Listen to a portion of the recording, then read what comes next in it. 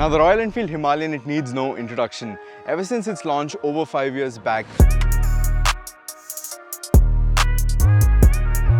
it's quickly risen to fame and has become the go-to bike for anyone looking for an entry-level ADV, right from beginners to enthusiasts and expert riders alike. It has really enabled people to go out and explore the unknown.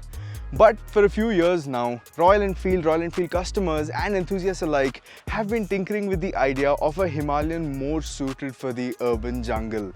And that is exactly what we have here today.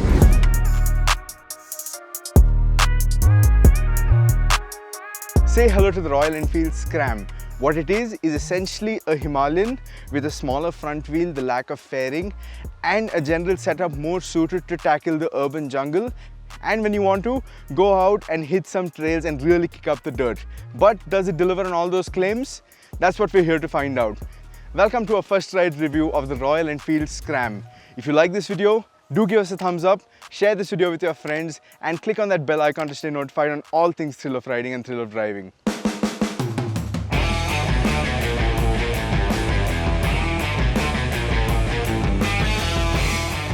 So let's start with what's most apparently different on the Scram 411 over the Himalayan. Starting from the front, take one look at it and you will notice that it doesn't have the windshield, the tank rails, or even the beak that lent the Himalayan its identity. Instead, it has this new aluminum cowl to fill the space around the headlight. Take one step behind and you will notice a new instrument cluster, which is inspired by the offset unit on the Meteor, but it has different graphics to lend the Scram an identity of its own. Below that, this tank also has these new panels which are different based on which variant you go for. Moving behind, you have this new seat layout, which is a single piece unit instead of the two-piece unit found on the Himalayan. But looking at the profile from the side, it looks extremely similar to that of the Himalayan, and it is extremely comfortable for even long days on the saddle as well. And finally, you have this new rear end with the tucked tail lamp under the seat in typical scrambler fashion, while the indicators are now mounted on the rear fender.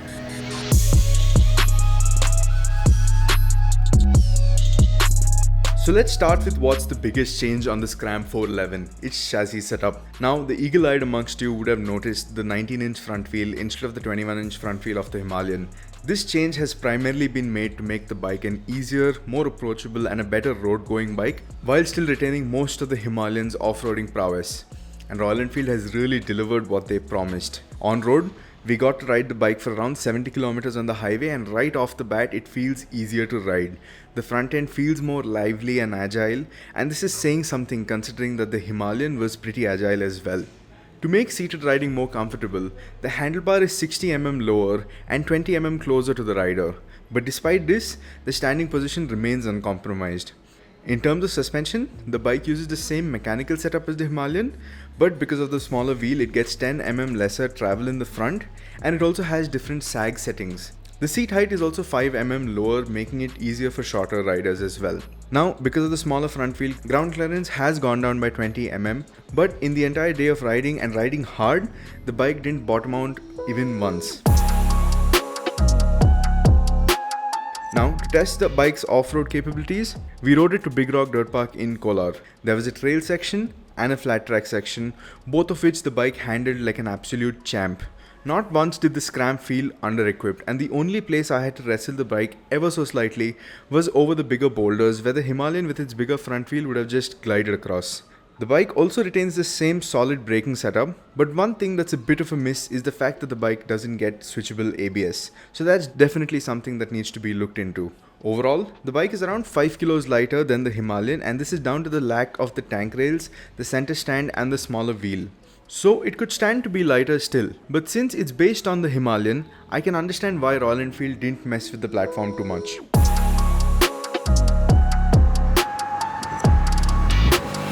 Now, let's move on to the engine and its performance. This department is where you'll probably see the least changes in comparison to the Himalayan. The Scram 411 uses the same long-stroke 411cc single cylinder, and it produces the same 24 bhp and 32 Nm of torque. But Royal Enfield has told us that they have made changes to the fuel injection system and the overall fueling of the bike to make it a little more aggressive. Upon riding the bike, it becomes immediately apparent that the low end and the mid-range of the bike feels a little more potent.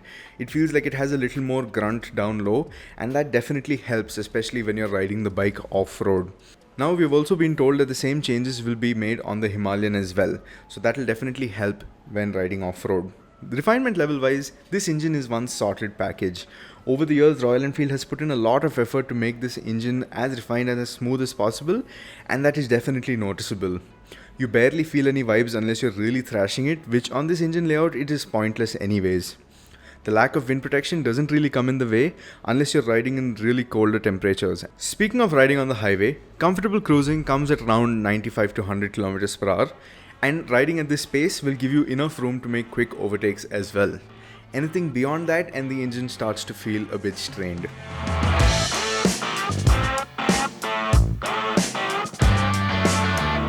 Alright, to sum up, does the Royal Enfield Scram deliver on all the promises it makes? Well, the short answer is yes. It is a lighter bike, it's more agile, it's an easier and more approachable bike for beginners and experienced riders alike. It is very easy to ride in the city. That 19-inch front wheels makes it an easier and more engaging ride.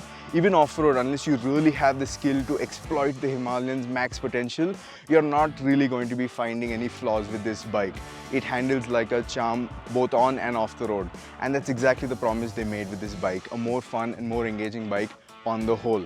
So to that end, if urban scrambling is what's on your mind and you want to do that on a budget, I don't think it gets any better than this. What do you think? Let us know in the comment section below. And thanks for watching.